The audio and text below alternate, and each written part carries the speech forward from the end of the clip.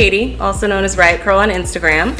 If you struggle with soft or lived-in shags, keep watching because I'm going to show you how you can create this look. I'm going to start off by sectioning out her bang. And we're going to decide around her nose so that way we can create a nice swooping bang. So now we have the beginning of her cut and the beginning of her bang. So now we have our soft little bang coming in with some cute little framey bits. So if her hair goes up, she has these cute little soft ones. So now we're going to start bringing this side forward to blend into these layers in the front, but not necessarily connect them, because we're kind of creating a more lived-in soft shag. I don't necessarily want to connect this to the bang.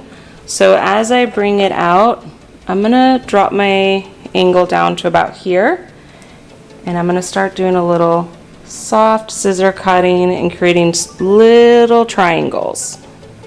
Okay, so now we're at the point where we're softly behind the ear, and now all of this hair is going to be her perimeter and length that we want to keep.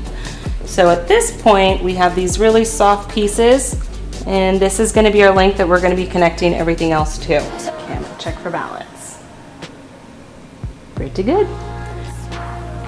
Now the back only has this small little section, so I'm going to split it in half off of the part going down the center. All we have is just a few little baby hairs to cut on this. Okay, I feel good about that side, so we'll repeat on the other.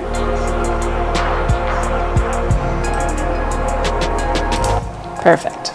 So now all that over direction, as we comb her back into her falling place, these layers that were cut here are going to slowly cascade and get longer as they come back.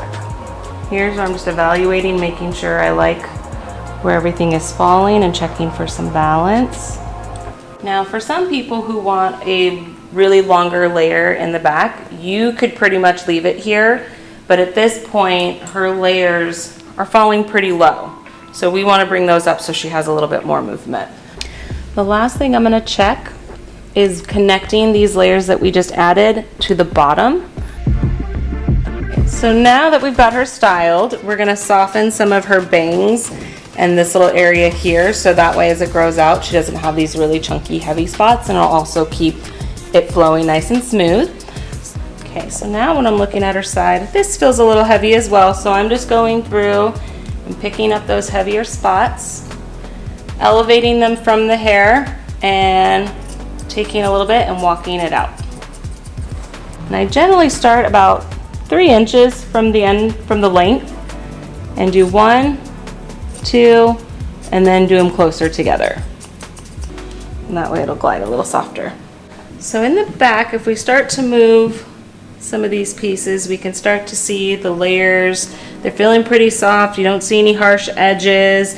Sometimes I like to ensure that they get a lot of volume up here if that's their style. So I'm going to take a little from both sides and create almost like a little circle. And that just allows this to get a little less weight on them so they'll jump. Now, if you want to ensure that if she puts her hair up, we have good ponytail coverage, I will grab a nice loose amount, kick some of these out and see what's happening. Here it's a little thick, so I'm going to keep this hair out, and I'm going to pick up that little piece.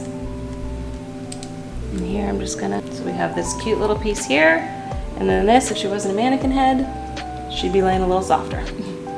Check the other side. So on this side here, it feels a little thick, and I don't really want to layer it, and I don't want to use my texturizing shears to go in there. So what I like to do is pull that out, come in, and just ever so softly snip in from this direction, just to start taking out a little bit of weight.